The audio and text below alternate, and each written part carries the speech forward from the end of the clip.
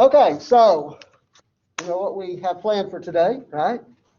My thinking is I'm just going to wait for you to throw your questions at me, and I'll do my best to try to answer them.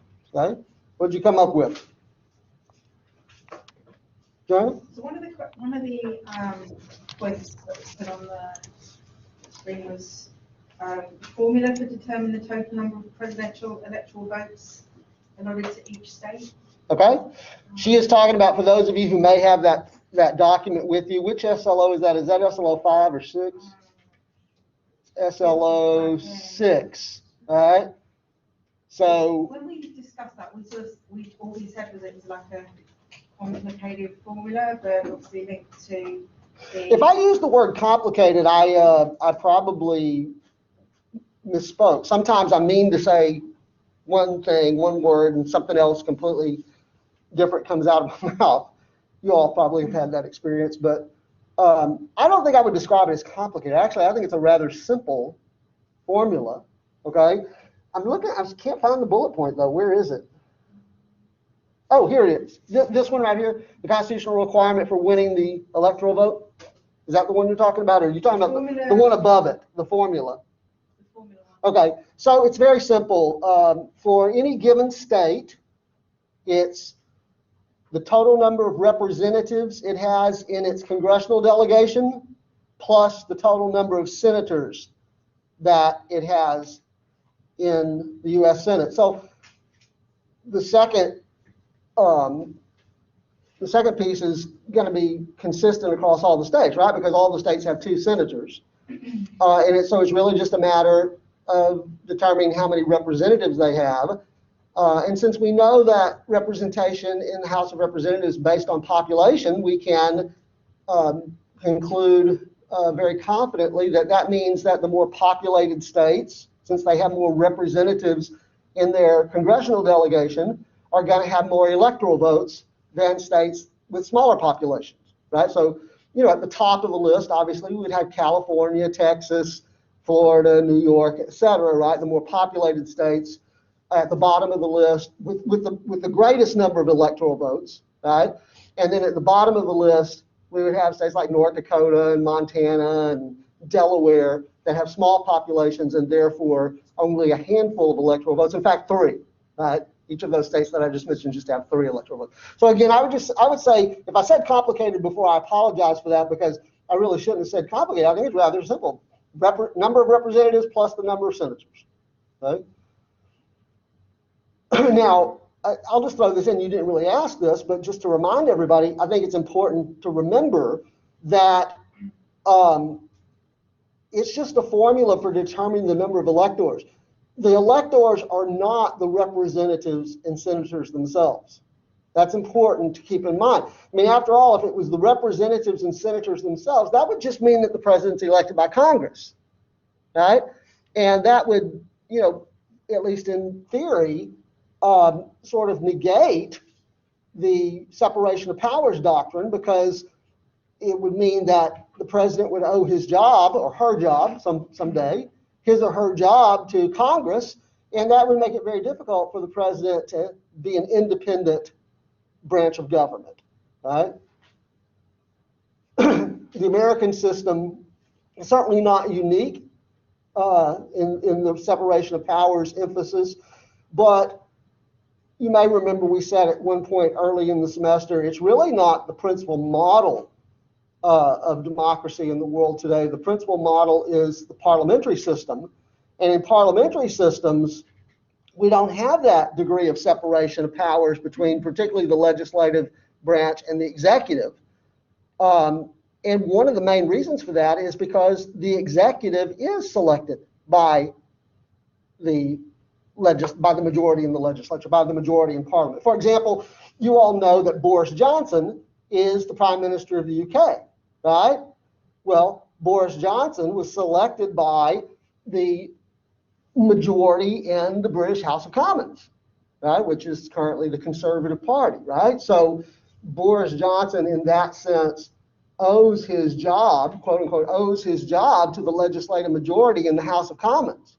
Now, the British system, I just picked that one because Everybody knows the name Boris Johnson in the British Parliament and so on, but in the British system is a little different than most other parliamentary systems, because in most other parliamentary systems, it's really very clear that the prime minister is the product of the legislative majority, and they can suffer what is known as a vote of no confidence. Right? They do have those in the British system as well, but they're really rare. Right? In other words, if the prime minister loses the confidence of a majority in the parliament, then usually what happens is that they just resign, right? But it could mean that the majority in the legislature would take the necessary steps to remove the person who's currently acting as prime minister and replace him with someone else, right?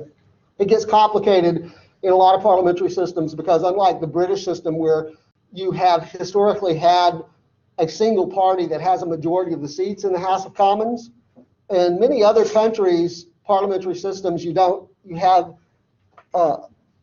no single party has an outright majority, and so you get more of these votes of no confidence in places like Israel or Italy or Spain or Portugal or someplace like that, where they have a little bit different setup.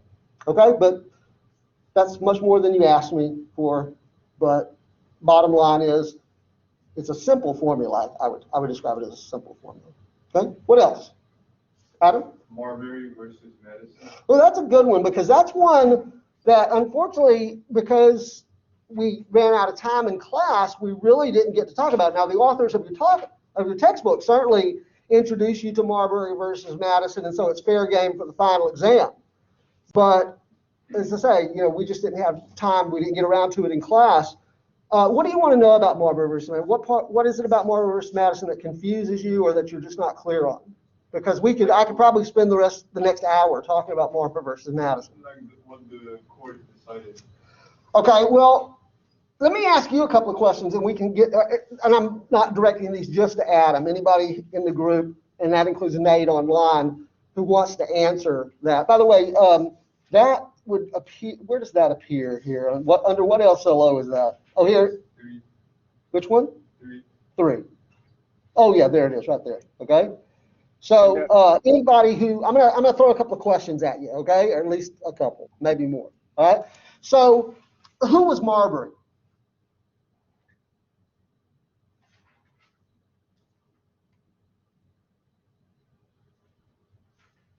Anybody remember reading about it? Actually, you didn't read this chapter in the textbook too long ago, like 3 weeks. Go ahead, Nate. Was he was the Secretary of State? Maybe he refused somebody a job, wasn't it? That was Madison. Madison was the Secretary of State at the time. William Marbury had been appointed by the second President of the United States, John Adams, to be a Justice of the Peace for the District of Columbia. And actually, this case involves not only William Marbury's appointment, but I think 4 others were, together. Okay, so let me give you as quick of a version of this case as I can give you. As I said, it's kind of complicated, right?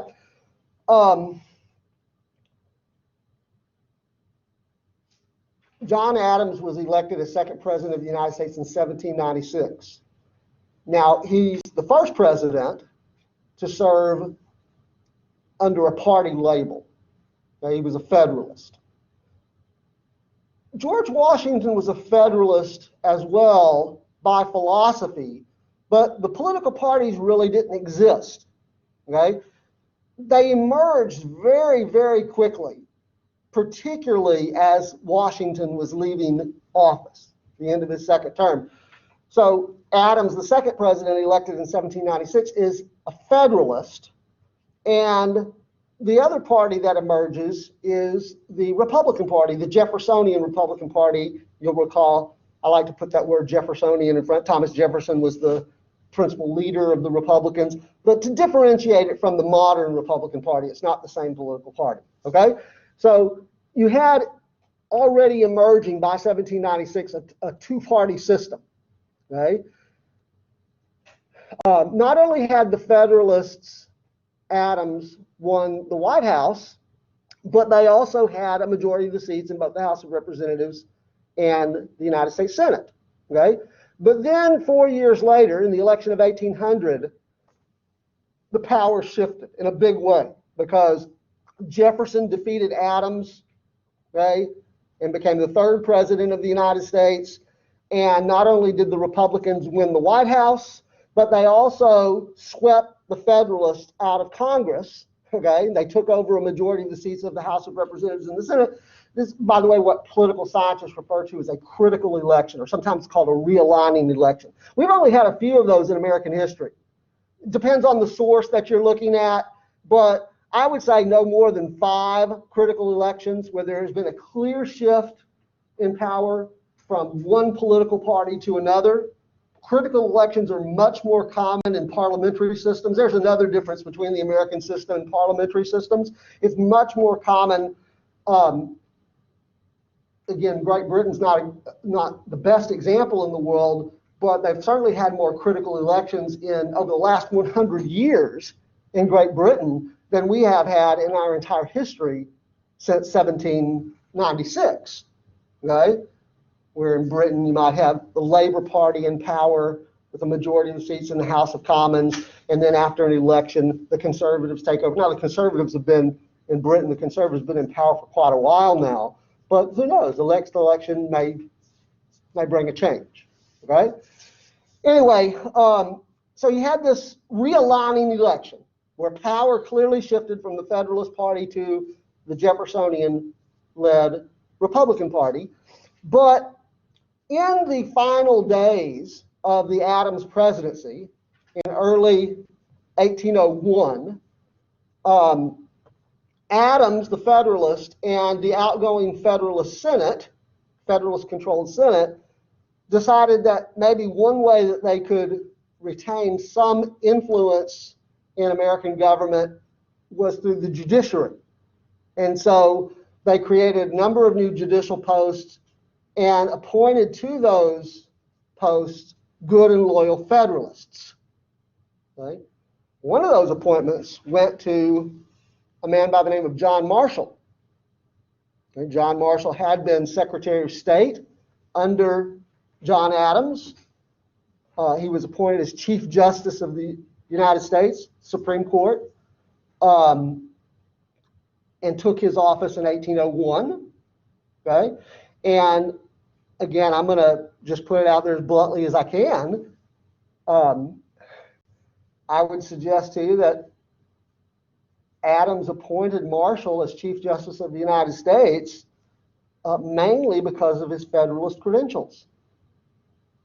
Am I telling you that one of our great founding fathers, John Adams, would have made an appointment to the United States Supreme Court, the Chief Justice no less, on the basis of partisan politics? Yes, I am. In fact, in some ways, I may have mentioned this to you all previously earlier in the semester, in some ways, they were even more partisan back then than it is now. So Marshall assumes his office. He goes from the Secretary of State's office to the Chief Justice. And by the way, a majority of the justices on the Supreme Court at that time were also Federalists. Okay? That's important to keep in mind. William Marbury, he also gets an appointment to the judiciary, and these other 4 individuals whose names we don't remember, right? They also are appointed to the federal judiciary, but at much lower levels. Okay? As I said, Marbury receives an appointment as Justice of the Peace for the District of Columbia. Okay? About as low on the totem pole in the judiciary, I guess, as you can get. Right? When Thomas Jefferson, in March of 1801, assumed his office, and James Madison became his Secretary of State, well, I left out a little piece. Marbury and the others have been nominated by Adams, and their appointments were confirmed by the Federalist majority in the United States Senate, as the Constitution specifies. Okay? But apparently in the rush if people were rushed in those days, it's hard to imagine given the pace of life today, but the rush of Adams, the outgoing president, and Marshall, the outgoing Secretary of State, leaving their offices, Marshall going over to be Chief Justice of the United States, the papers weren't delivered. The official paperwork, I guess with the seal of the United States or whatever it was in those days, were never delivered to William Marbury and the others, right? So as the story goes, or at least one version of the story goes, the version that I particularly like, is that when Jefferson and Madison came in, they found the papers there in the office of the Secretary of State, John Marshall's old office, James Madison's new office. See, in those days, it was the duty of the Secretary of State to deliver such judicial commissions, to deliver the papers, right? These had been undelivered, but when they found them there in the office, as I say, one version of the story is they just threw them out with the trash. Because Jefferson knew exactly what Adams was up to. The two old friends, Jefferson and Adams, who had both been on the Committee of Five, you'll recall, that wrote the Declaration of Independence and were very close friends, were now bitter political rivals and personal animosity between the two, right, during this period. And Jefferson wasn't about to allow his rival Adams to get away with what he knew he was doing, which was stacking the courts with Federalists.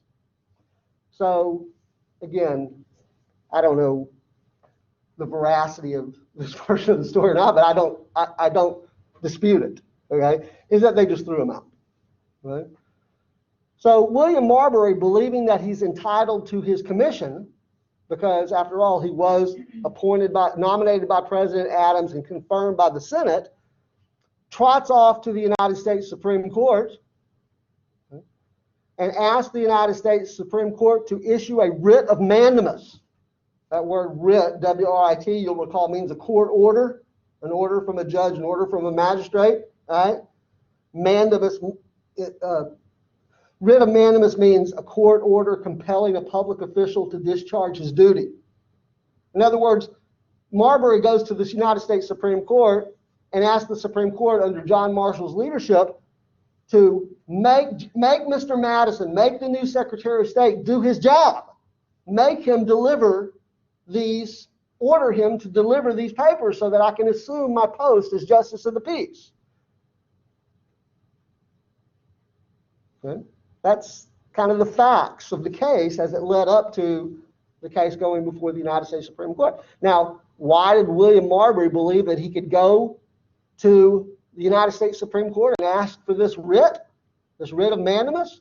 Well, because under an act of Congress passed in 1789 called the Judiciary Act, Section 13 of the Judiciary Act gave the United States Supreme Court the authority to issue writs of mandamus. Congress does have the authority under the Constitution to organize the federal courts. Okay? So after the Constitution was ratified and took effect in 1789, one of the orders of business that Congress had to undertake once it convened was to organize the federal courts. So they passed some legislation, and one piece of that legislation says that the Supreme Court can issue writs of mandamus. That's why William Marbury went to the Supreme Court. But in doing so, it made the Supreme Court the court of original jurisdiction. Remember that distinction that we made when we actually did talk about this in class? And I told you to highlight it or put an asterisk by it or something like that. Who remembers what we said about the original jurisdiction of the Supreme Court? It is determined by what?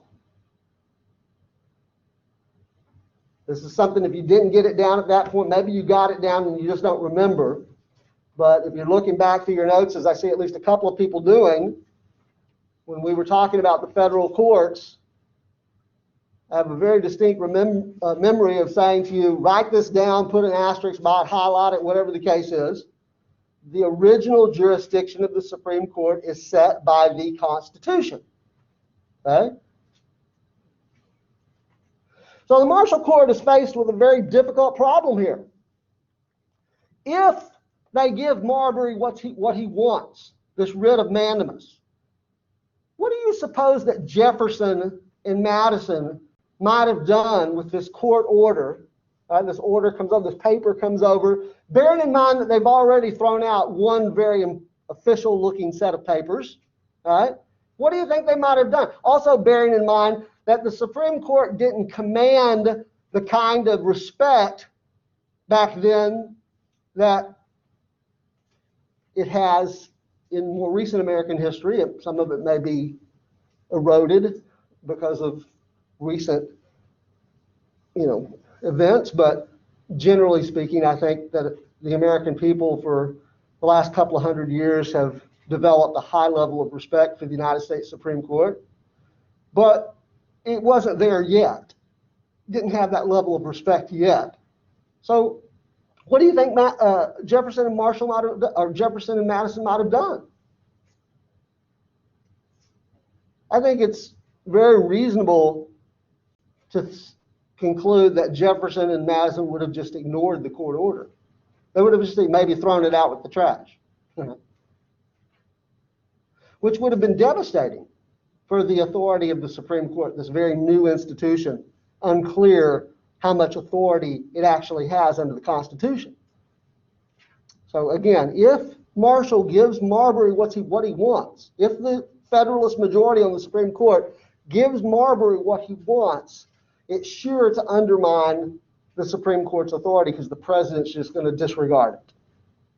On the other hand, if they don't give Marbury the writ of mandamus, if they don't give Marbury what he wants, Jefferson and the Republicans win the political battle. Okay? So how did the court decide this case? You asked the question, Adam, right, originally about Marbury versus Madison. What was the outcome of this case?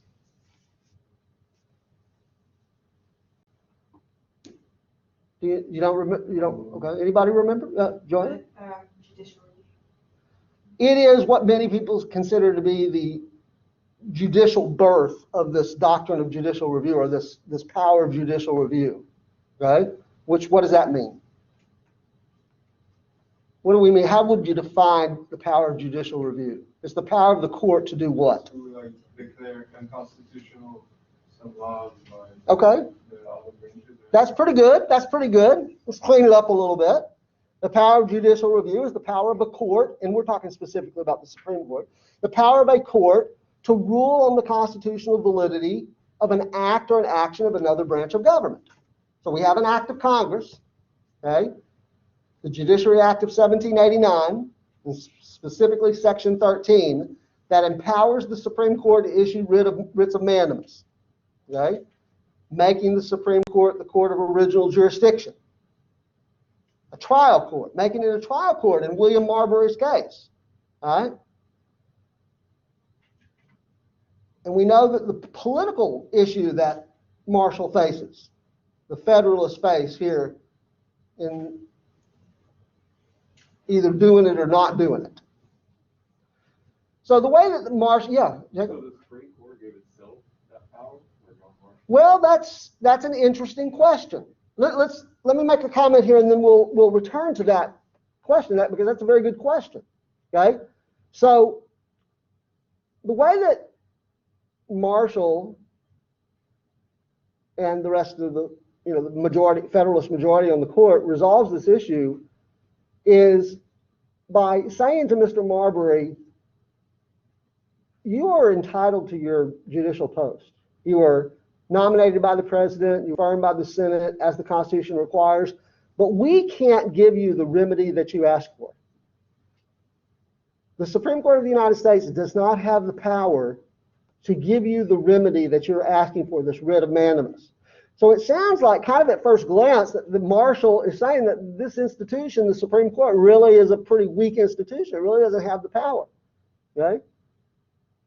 But in doing so, it carves out a power for itself which is much more significant, much more impressive than the question of whether or not it can issue writs of mandamus. And that is the question of whether it can rule on the constitutional validity of an act of Congress. Okay? Because what the Marshall Court says, what John Marshall himself says in his opinion for the majority, is that when Congress passed that legislation in 1789, giving the Supreme Court the power of judicial review, it changed its original jurisdiction. And the original jurisdiction of the Supreme Court is set by the Constitution. And so, in effect, what Congress was doing was changing the Constitution by an ordinary legislative act. Congress can't do that. Congress can't. The Constitution has a specific process for amending or changing the Constitution. And it is much more complicated than just Congress passing an act.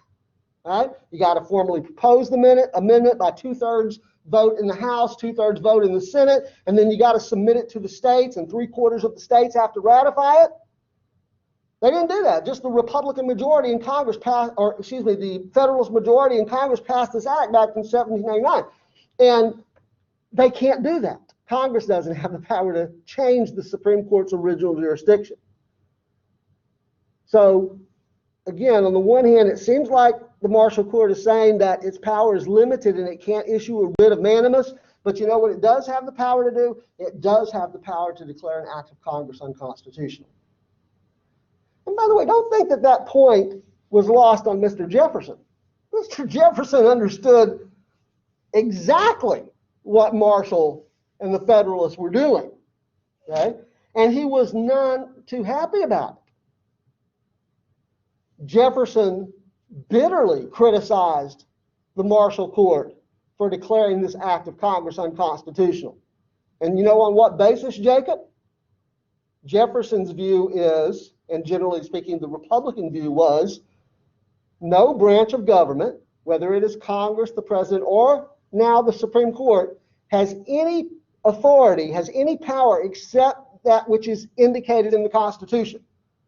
And you will not find anywhere in the Constitution, anywhere in Article 3 or elsewhere, Article 3 is the article that deals with the courts, right? You're not going to find in there anywhere the words judicial review. You're not going to find anything that says the Supreme Court has the power of judicial review, or anything, any language that describes the power of judicial review. It doesn't say anything like the Supreme Court has the authority to declare acts of Congress unconstitutional. That is not in the Constitution.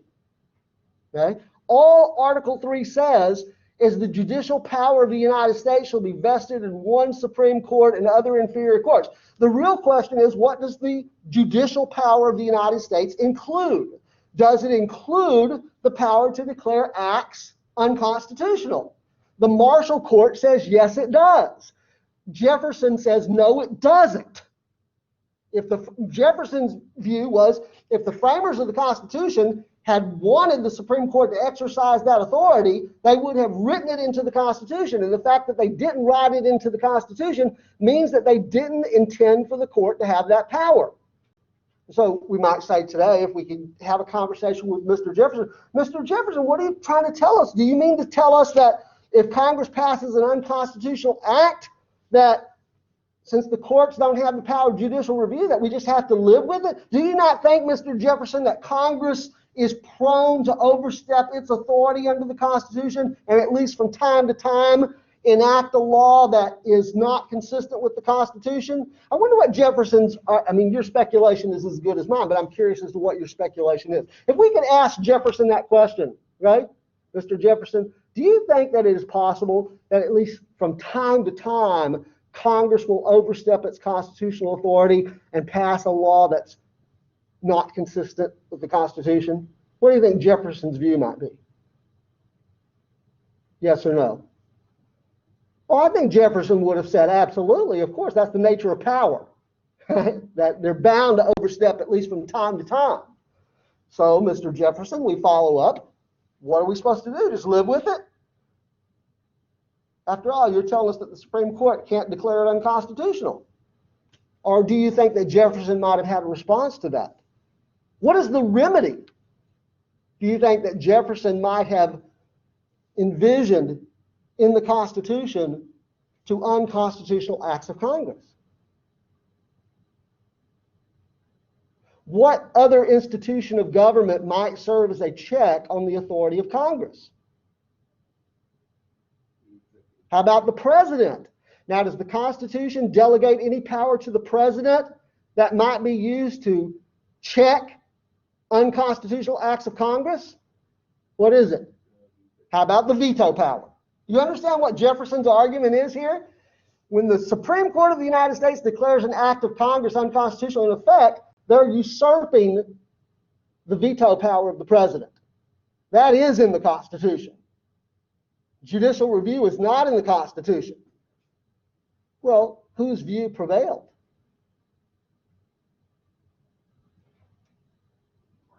Marshall's view prevailed, right? Because we know it's not novel anymore. It's not shocking anymore. Here we are in the early 21st century, well over 200 years later, we see a headline that says Supreme Court declares act of Congress unconstitutional. That is not going to upset us, right? We might get upset based on the specific issues, right? Whatever the issue is that the law, pertain to, but the fact that the Supreme Court declared an act of Congress unconstitutional doesn't upset us, or a state legislature for that matter, right? So clearly the Marshall view prevailed. But by the way, we're attributing that to Marshall, but I should point out, some of you may remember, because I think they make this point in the textbook, even before the Constitution was ratified, this issue was delineated by Alexander Hamilton in Federalist number 78. Remember, the Federalist Papers are those essays that are written before the ratification of the Constitution in an effort to get the Constitution ratified. Hamilton writes the most of them. Hamilton, Madison, and John Jay. Of the three, Hamilton wrote the most. Okay, and one of those is number 78. And in number 78, Hamilton lays out the argument. By the way, is Hamilton a Federalist or a Republican? He's a Federalist, right? Hamilton lays out the argument very, very clearly that if under this new government, it would be the role of the court to rule on the constitutional validity of acts of other branches of government. In fact, it's the duty of the court to declare, how does Hamilton put it exactly, a law that is contrary to the manifest tenor of the Constitution to be invalid. So Hamilton and others envisioned that the Supreme Court and other courts would be exercising judicial review before Marbury versus Madison. So that's why I was a little hesitant to answer your question, Jacob. It's a really good question. In one sense, the answer is yes, because it's the first time that the Supreme Court ever used the power of judicial review to declare an act unconstitutional in 1803, Marbury versus Madison. But clearly it was contemplated, at least by some of the framers of the Constitution.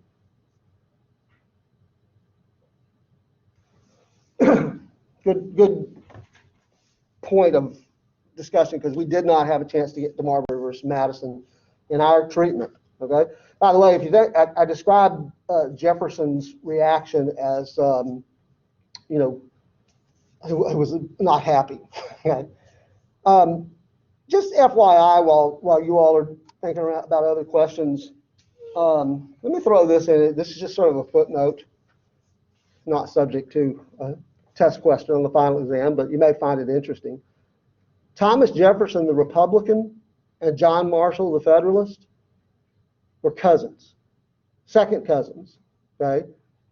And they did not like each other one bit. And we know that from the correspondence, okay? They were obviously political rivals, Jefferson a Republican and Marshall a Federalist, but there was personal animosity between the two as well. And, I think one of the places where we see that is in Jefferson's frustration over the court's decision in Marbury versus Madison. Jefferson also believed that there was another remedy in addition to the president's veto power. There's a constitutional amendment process. Okay. At any rate, what I was about to say was, if you think that Jefferson and the Republicans were upset as a result of Marshall and the court's decision in Marbury versus Madison, and they were, it paled in comparison to how upset they were when that other famous M&M case came around a dozen years later. You know which one I'm talking about? It's actually on the review here for the final exam. The other M&M case, McCullough, Maryland. Yeah, McCulloch versus Maryland, okay? That case, the Supreme Court, the Marshall Court declared an act of a state unconstitutional, the state of Maryland. And that really upset the Republicans because it's one thing, the nerve of this man to declare an act of Congress unconstitutional. That's bad enough, but at least the United States Supreme Court and the Congress of the United States are both branches of the national government. In McCulloch versus Maryland, you're talking about a branch of the national government, the United States Supreme Court, declaring invalid an act of a state. Now you're talking about the principle of federalism and the division of powers between the national government and the states, and that was just too much for the Republicans. And of course, it's just one of many salvos, that we went through in our history during the first part of the 19th century in the run-up to the Civil War, which was at least, of course, about slavery, but at least in part about the division of powers between the national government and the states. Okay. All right, enough about that. What else do you want to ask? Sean? Yeah, I just wanted to bring up a quick point on, since you brought it up, in McCulloch versus Maryland, the primary point and how it impacted, I guess, government is that is the indication of the supremacy clause. That's pretty good, but there's another piece too that you don't want to forget about. There's really two big issues in McCulloch versus Maryland. One involves the supremacy clause and the other involves the necessary and proper clause. Okay, so here's one way that you can think about it. Think about there being two questions before the Supreme Court in McCulloch versus Maryland. The first question is, does Congress have the power to establish a bank or commission a bank? And the answer to that question for the Marshall Court is yes. Even though you don't see any language in the Constitution about Congress having the power to establish a bank, Congress does have the power to lay and collect taxes. It does have the power to coin money and regulate the value thereof. It does have the, all these great powers that are in Article 1, Section 8. And if you get down to the last clause of Section 8, it says, Congress will have the power to make all laws which shall be necessary and proper to carry into execution the foregoing powers. So the Marshall Court is saying it is reasonable to conclude that it is necessary and proper for Congress to establish a bank, even though it's not in the Constitution. It's reasonable to conclude that Congress has the power to establish a bank, that it's necessary and proper for Congress to execute these other great powers that are in the Constitution. So that's the first part. That's Article 1, Section 818, the necessary and proper clause. Now, the next question is that bank that we now know is constitutional, at least according to the Marshall Court, is that bank subject to a tax by the state of Maryland? Because that's really what it amounted to.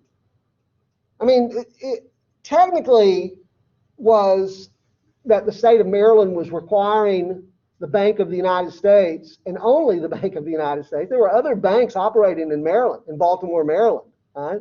State chartered banks.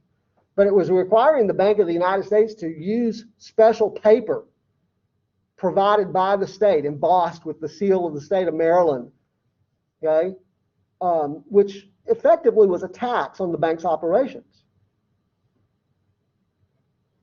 See, in those days, there were, if you open up your wallet and take out a $20, you guys probably carry around hundreds, I don't know, but the most I ever have in my wallet is a 20, right? So you take out a 20, it says the United States Treasury on there.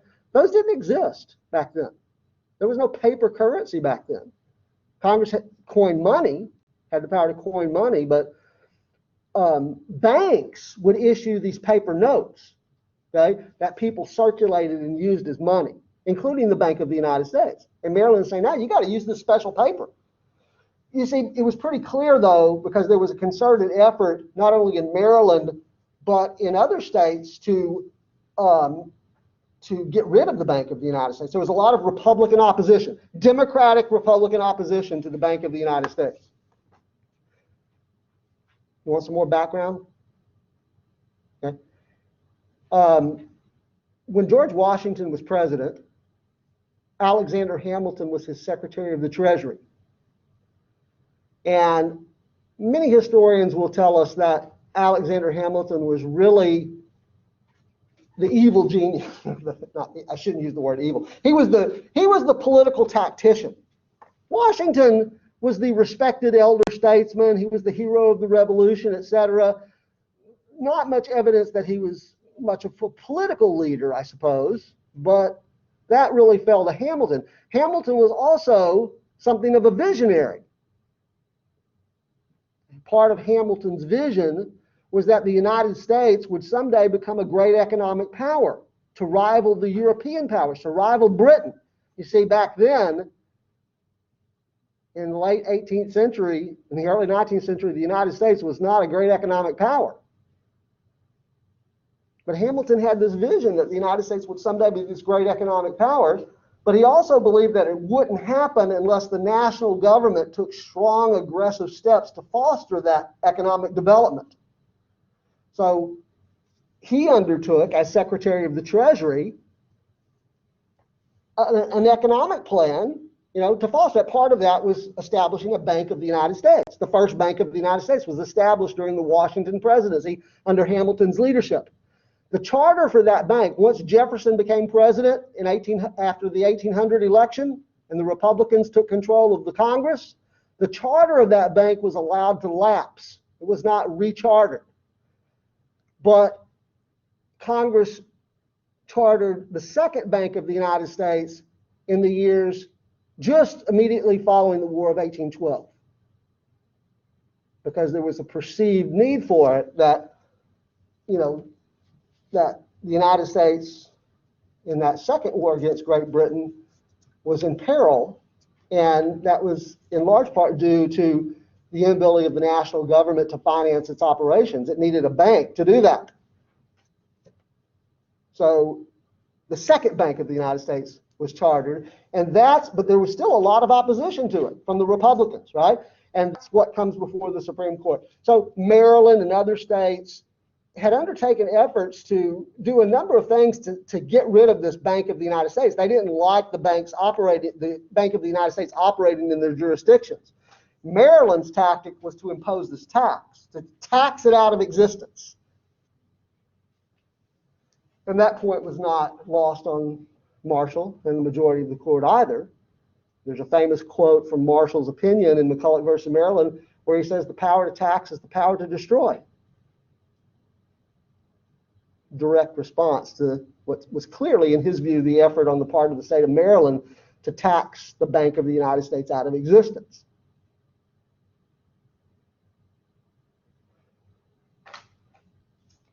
Well, Maryland went before the United States Supreme Court and argued that Congress didn't have the authority to establish this bank in the first place. But we know how Marshall answers that, right? Article 1, Section 818.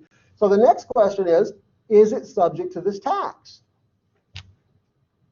And Marshall says, no, it's not, because that would upset the supremacy that the Constitution provides. If you have an act of Congress pursuant to its constitutional authority, which Congress does have the power to establish this bank, right? Okay? If you have an act of Congress in pursuance of its constitutional power that comes into conflict with an act of a state, they're at odds with one another. Marshall says the Constitution provides a remedy where the national law is supreme and the state law must give. Okay? And that language is in the Constitution. Article 6, Clause 2 says, not in those exact words, but it says if you have a provision of a state constitution or state law that comes into conflict with a provision of the national constitution or national law made in pursuance of the Constitution and acts made in pursuance of it are the supreme law of the land. And the judges in every state shall be bound thereby. Anything in any provision in state constitution or state law to the contrary notwithstanding. That's what the Constitution says. Marshall believes that the framers of the Constitution knew, or they anticipated, that when you divide powers between a national government and state governments, there are bound to be conflicts. But they provided a remedy for it by declaring the supremacy of the national Constitution and laws made of Congress, acts of Congress made in pursuance of it. Okay, good. Good question. What else? Adam? The pluralist theory, does it include the two-party system? Does it include what? The two-party system. That would be, we didn't talk about pluralist theory of democracy in class. That would be something that you picked up from your reading assignment. I think my quick answer to your question is yes, because pluralist theory basically argues that in politics, you have all these different sets of interests that are competing with one another, okay? And it's the role of government to find the equilibrium that reflects the balance of influence among the groups. Does that make sense? So a lot of times people, particularly at introductory government course level, people assume that what the pluralist theory is talking about is interest group politics. They are including interest groups in their formulation, but they're not limiting it to interest groups, right? When we talk about interest groups in American politics, we're talking about something very specific, right? In particular, we're talking about the presence of a formal organization that advocates for the interests of its members, right? And political parties and interest groups are different. That's why there's two different chapters in the textbook, one on political parties and one on interest groups, right? They were the same thing. They would just talk about them both in the same chapter, right? But there are very important differences between political parties and interest groups. But if you take the broadest view that you possibly can, both political parties and interest groups are just groups of people trying to advocating for their interests, advocating for their objectives, right? So the quick answer to your question is that the pluralist theorists are including political parties, interest groups, ad hoc groups. A lot of politics happens as a result of just informal groups, just ad hoc groups of people that sort of maybe spontaneously, emerge and demand change. I think here maybe the best, most recent example would be, like the protests last summer, the Black Lives Matter protests that, these were, I know there was some organization behind it, there was some effort, to organize behind it, but to a large degree it was just people turning out and demanding a change to police practices and so on. That would be part of the pluralist formulation, just sort of informal groups of people as well. Am I answering your question, Adam? Okay? Yeah. Okay. Joanna?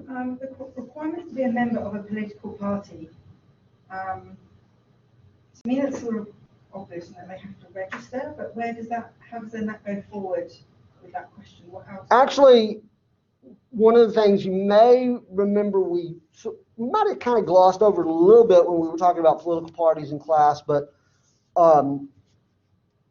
in the United States, there are no formal requirements to be a member of a political party.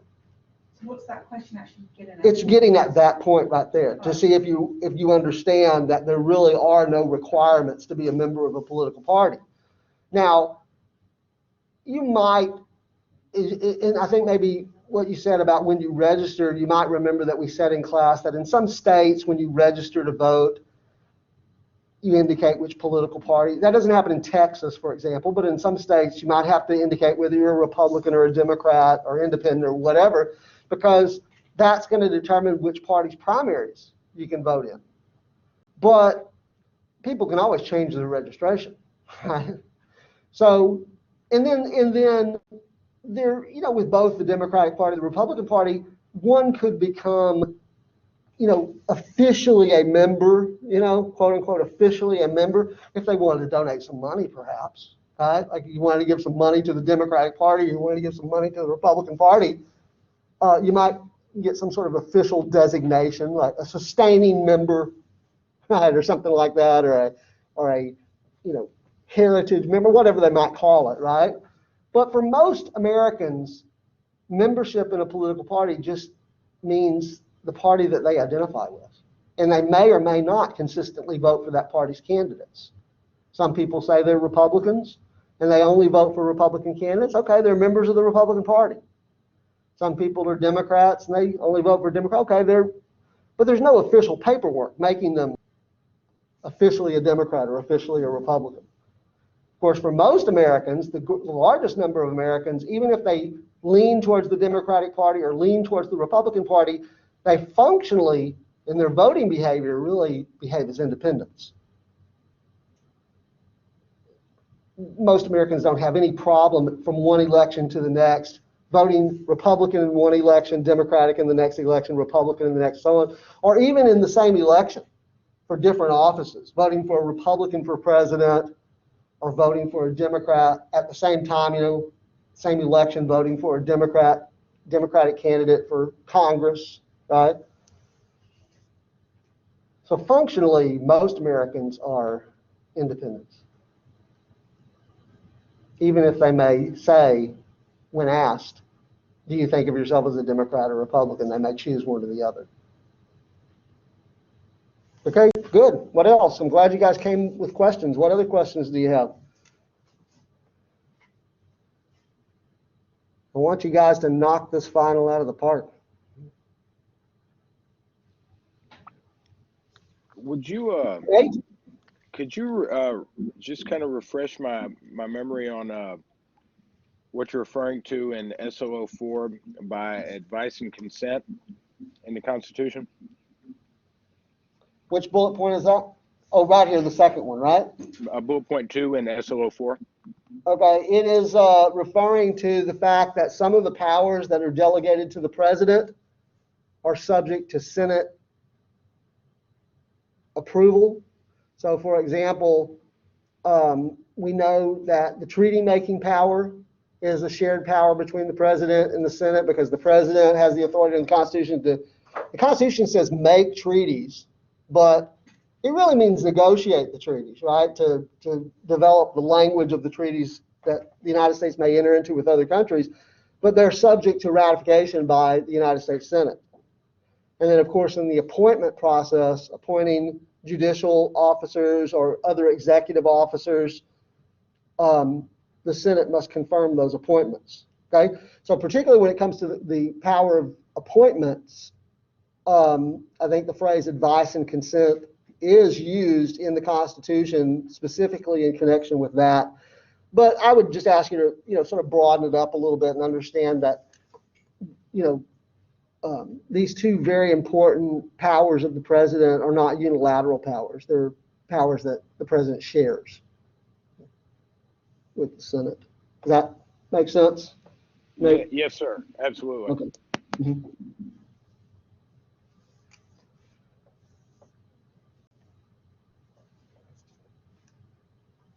Still have a good 9 minutes here. Or, yeah, 9 minutes. And did you ever talk about the sizes of the demographic groups in American society? Which one are you talking about? Last one. SLO8? Yeah. Where, which bullet point? The point.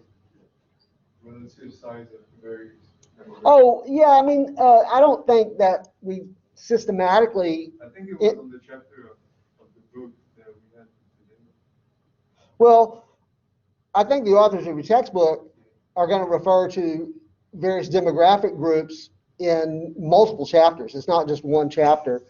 But I think maybe specifically in chapter 1, you might get a better sense of the various demographic groups. It just, all that means, demographic groups, it just means it's referring to characteristics of the population, right? So we're talking about things like, what would be an example of a demographic characteristic of the population? Population by proportion of race. Okay, race or ethnicity, right? So if we say that, X% of American society is white and Y is African American and Z is Latino and so on, that we're talking about a particular demographic characteristic, okay? And we do think about in American politics about the importance of these demographic groups, okay? But certainly there are lots of other demographic characteristics. It just really depends on the question that we're trying to examine, which demographic characteristics we would be interested in. If we're interested in the question about the extent that religion plays in American politics or in a particular election, for example, we might want to know what percentage of the electorate was, Catholic, what percentage of the electorate was, Protestant, what percentage was Muslim, or, any of the other religious denominations or religious sects that we have in American society. Demographic just means characteristics of the population. Yeah, it was in chapter 1. Yeah. Yeah, I think chapter 1 is the best single chapter that you're going to get some discussion, systematic discussion of demographic groups, but good heavens, it could be that every chapter in the textbook has some discussion of, how demographics factor into, the political process.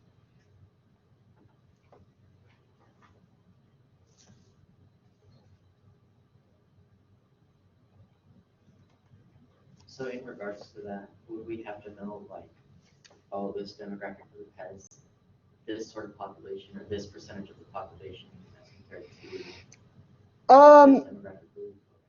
I don't remember I'm going to be real protective of what might be on the, specifically what might be on the final exam.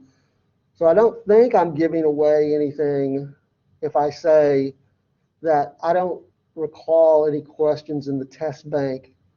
Because remember, there's a bank of questions. You're going to get 50 out of a test bank of, I don't recall any questions that would be so particular as to say, expect you to know what percentage of the American population is African American, for example. I don't think there are any questions in there like that.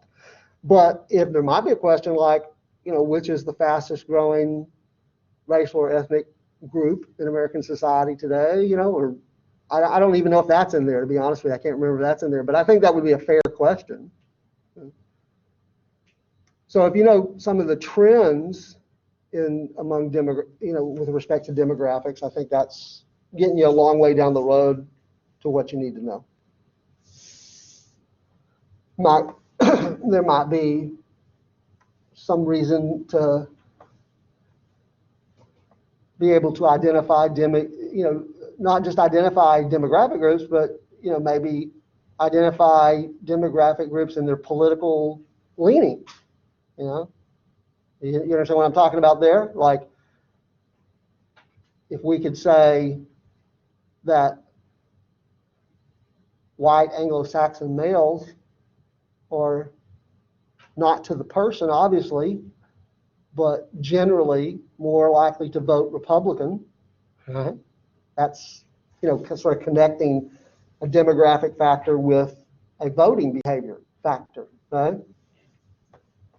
So think about demographics that way too. Like what other political variables might they be connected to?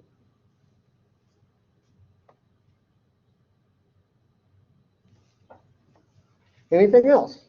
Still have about 4 minutes. 3.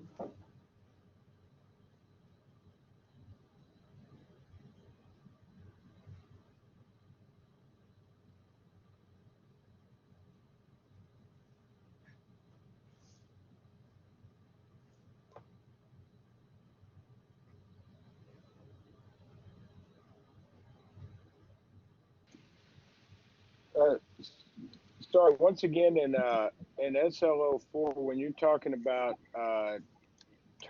terms of office for members of Congress, are you talking about how often? Were you talking about how often they come up for election, or are you talking about term limits? No, I think the first. I think that's what this one's really getting at. I'm trying to find it though under SLO4. Second to last one, yeah. The terms of office for members of Congress. Yeah, that's a pretty simple, straightforward one. Like what does I think specifically if you think about it in terms of the Constitution, what does the Constitution provide with respect to terms for U.S. representatives and terms for U.S. senators? Gotcha. Kind of a civics question more than anything else. Yeah. Or civics. Quite specific. I guess there's a lot of background that needs to. This may be one of the few bullet points on this guide here that I think you could think of just in the very narrow sense of what the Constitution requires. I think most of the other bullet points on here, you want to think about in connection, how does this relate to other things, but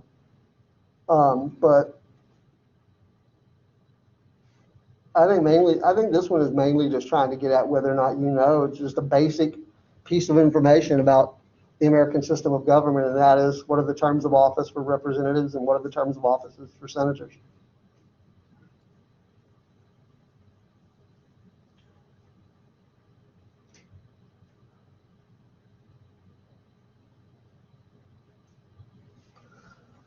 Well, bell's about to go off, or the alarm's about to go off in about 10 seconds, so if you have nothing else, we'll say see you Tuesday at 10:15.